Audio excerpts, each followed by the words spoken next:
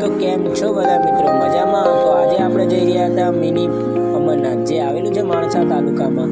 તો આપણે અમરનાથ જઈ રહ્યા હતા, ત્યાં શંકર ભગવાનનું મંદિર છે. તો મિત્રો આપણે અત્યારે રસ્તામાં હતા અને બધા કેમ છો? મજામાં? તો આજે રક્ષાબંધન હતી અને અમે અને મારો ભાઈ બંને મિની અમરનાથ ફરવા ગયા હતા, ત્યાં શંકર ભગવાનનું મંદિર આવેલું છે. તો થોડા ટાઈમ પછી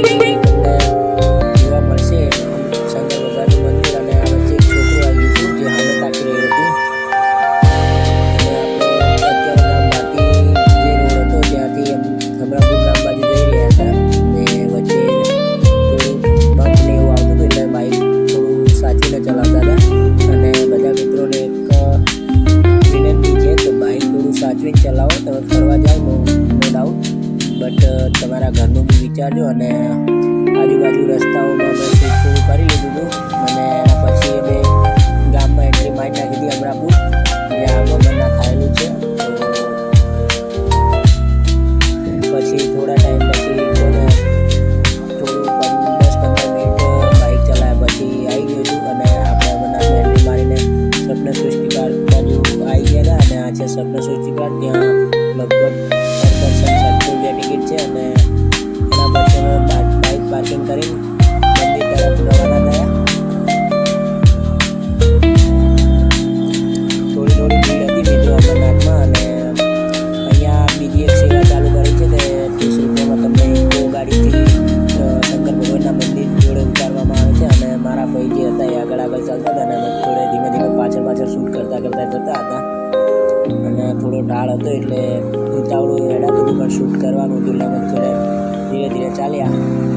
તો ઢાળમાં ધીમે નીચે ઉતર્યા અને આજુબાજુ તમે જુઓ તો તમને ઝારખંડ એવું જોવા મળશે. અને પછી અમે જેવા નીચે ઉતર્યા એટલે બધી દુકાનો ચાલુ થઈ ગઈ હતી મિત્રો.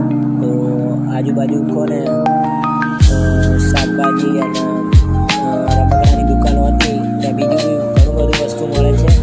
તો અમે તો કંઈ ખરીદ્યું નહોતું, કેમ કે અમે તો જસ્ટ ફરવા અને દર્શન કરવા ગયા હતા. તો આ બધી દુકાનો આવી ગઈ હતી અને થોડું ચાલવાનું હતું એટલે અમે ચાલી ગયા. અને અત્યારના મોસમમાં જઈએ તો બહુ મજા આવે છે. તો તમે ફરી આવ્યા છો કે નથી આવ્યા એનું કોમેન્ટ કરજો અને બ્લોગના મારા જેટલો બને એટલો સપોર્ટ કરજો, તો અમે બીજા બી બ્લોગ બનાવી શકીએ. તો અમે હવે પહોંચી ગયા હતા સીડીઓ જોડે. તો સીડીઓ તમે જોઈ શકો છો કે થોડી દૂર છે અને ત્યાંથી લગભગ 100 પગથિયા જેટલું ચડવાનું હોય છે અને પછી આવી જાય છે મંદિર. તો અમે થોડું સીડીઓ ચડી ગયા અને પછી ચડ્યા પછી મંદિરનું જે લોકેશન હતું એ બતાવ્યું હતું તમને કે અહીંયા બસ હવે પગે લાગી ગયા, મંદિર આવી ગયું 100 પગથિયા ચડ્યા પછી. તો પછી અમે થોડું ઉપર જઈને શૂટ કરી લીધું અને મારા ભાઈ ગયા ચપ્પલ ઉતારવાના હતા, પછી અંદર એન્ટ્રી મારવાની હતી મંદિર. તો અમે પહેલાં ચપ્પલ ઉતાર્યા અને પછી શંકર ભગવાનના જે મંદિર હતું ત્યાં દર્શન કરવા ગયા. અને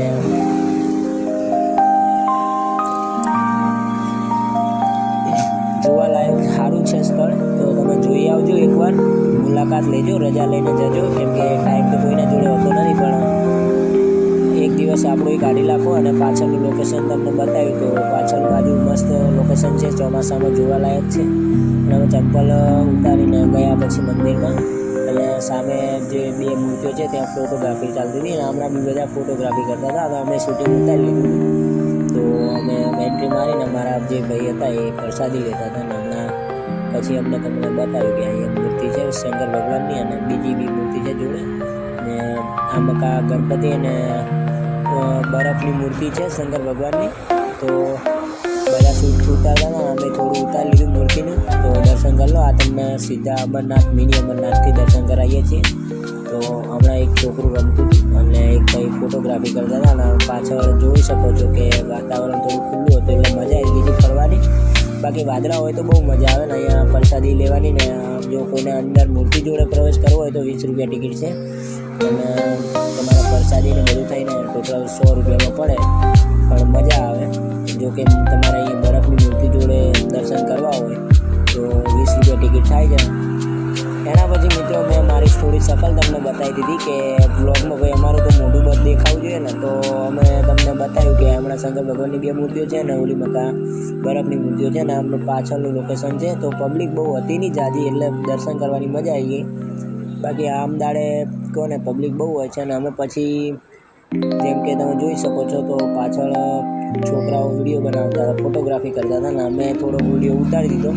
અને એના પછી અમે તમને ડાયરેક્ટ બતાવ્યા 12 જ્યોતિર્લિંગ. અને એમાં પહેલાં આપણાના દર્શન કર્યા આપણે ગણપતિ બાપાના.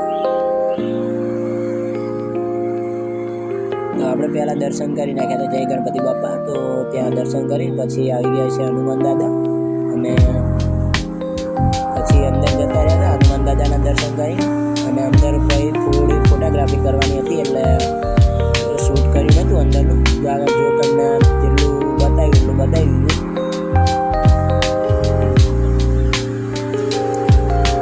તો જેવા અહીંયા દર્શન કરી રહ્યા પછી બીજું જ્યોતિર્લિંગ આવ્યું હતું, ત્યાં થોડું શૂટ કર્યું હતું, પણ થોડા માસી વચ્ચે આવી ગયા હતા એટલે વાંધો નહીં. એટલે તો બી તમને શૂટ તો બતાવી દીધું કે અહીંયા બીજું જ્યોતિર્લિંગ છે.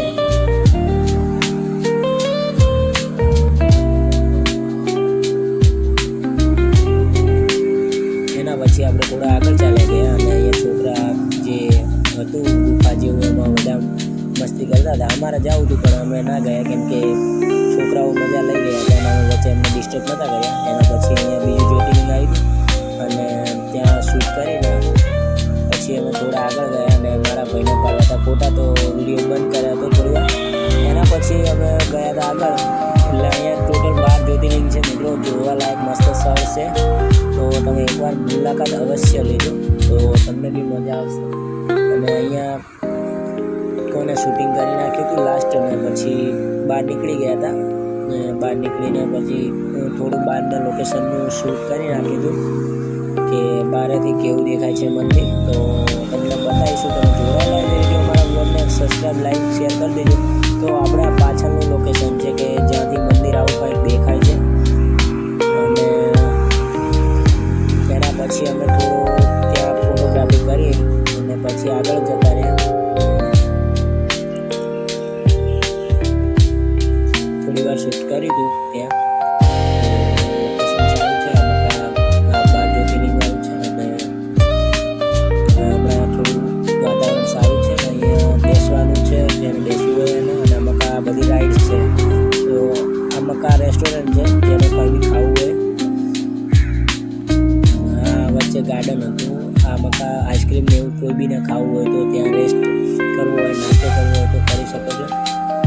પછી અમે નીકળી ગયા હતા પાછા જે પરિક્રમા કરી. અને આ મકા તમે જોઈ શકો છો તો બધું જંગલ જેવું છે અને મજા બી આવે. તો અમારા ભાઈને થોડા અમે આગળ જતા હતા, અમે પાછળ જતા હતા. તો હવે અમે રિટર્ન થઈશું અમારા ઘર બાજુ. અને મિત્રો બીજી વાત કે અમે ઘરેથી શૂટ નથી કરતા કેમ કે ઘરેથી અમારે પરમિશન નથી વિડીયોગ્રાફી કરવાની. તો અમે બહારથી જ બ્લોગ બનાવીએ છીએ. જો બી તમને પસંદ આવે કે ના આવે તો અમને રાય દેજો. તો કંઈ સુધારવા જેવું હોય તો કહેજો કે ભાઈ તમે વિડીયો થોડો આવી રીતે બનાવો, મજા આવે અમને.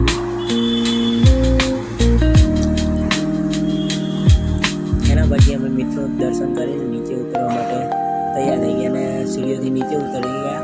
તો પબ્લિક તો આવતી જ હતી. જોકે આજુબાજુ તમે જોઈ શકો છો તો લોકેશન થોડું સારું જ છે. તો અમે પગથિયે ઉતરીને સીધા પછી ગયા પાર્કિંગે.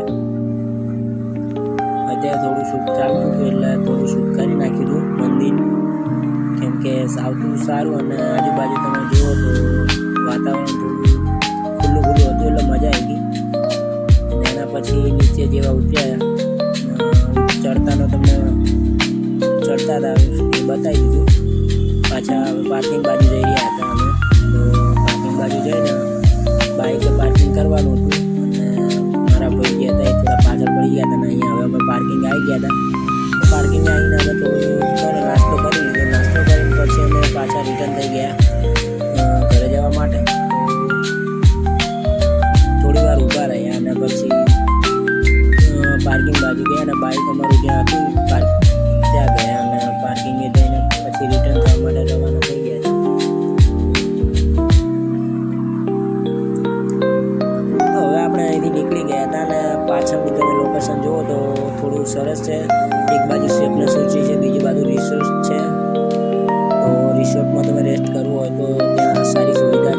સ્વપ્ન સૃષ્ટિમાં બી તમે ઉનાળામાં આવો તો તમને બહુ મજા આવે મિત્રો. અને તમે જોઈ શકો છો કે અહીંયા ભીડ જેટલી દેખાતી હતી એના કરતાં તો ડબલ ગાડીઓ દેખાય છે. એટલે પબ્લિક તો છે પણ કોને દર્શન કરવા ઓછી આવી છે, બીજી બધી આવશે પણ વાર લાગે. એટલે અમે તો વહેલા નીકળી ગયા હતા. અને સ્વપ્ન સૃષ્ટિ છે ત્યાં 700 રૂપિયા પર્સન ટિકિટ છે. તો તમે બી એકવાર સ્વપ્ન સૃષ્ટિમાં જઈ આવો, મજા કરી આવો, કેમ કે આવી જિંદગી બીજી વાર નહીં મળે. તો આપણે સ્વપ્ન સૃષ્ટિથી હવે પાછા રિટર્ન કોને બધું બતાવતા તમને ગયા. અને હવે થોડા ટાઈમ પછી અમે બહાર નીકળી ગયા હતા. તો થોડું શૂટ કરવાનું હતું એટલે અમે શૂટ કરી નાખ્યું. અને લોકેશન ફોટોગ્રાફી માટે સારા છે અહીંયા. તો જે બી ફોટોગ્રાફર હોય ને અમને થોડી મજા આવે ફોટો પાડવા. અને અહીંયા તમે જોઈ શકો છો કે આજુબાજુ મસ્ત લોકેશન છે, ફોટોગ્રાફર વિડીયો શૂટ એના માટે મસ્ત લોકેશન છે. તો હવે મેં આ રિસોર્ટ આવી ગઈ. તો અહીંયા રેસ્ટ કરવું હોય તો વાંધો નહીં.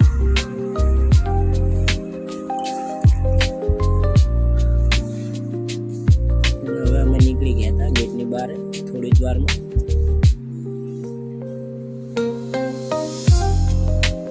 મિત્રો હવે અમે થોડી જ વારમાં ગેટની બહાર નીકળી જવાના હતા. અને અહીંયા થોડું વાતાવરણ વાદળછાયું થઈ જતું હતું એટલે વરસાદ આવવાની સંભાવના હતી. તો અમને વાંધો નહોતો આવ્યો. પણ હવે અમે કોને ગેટ આવી ગયા હતા. અને અહીંયાથી મિની અમરનાથથી અમે હવે નીકળી ગયા હતા ઘરે જવા માટે. અને પછી સીધા ગમ ભારતી જઈને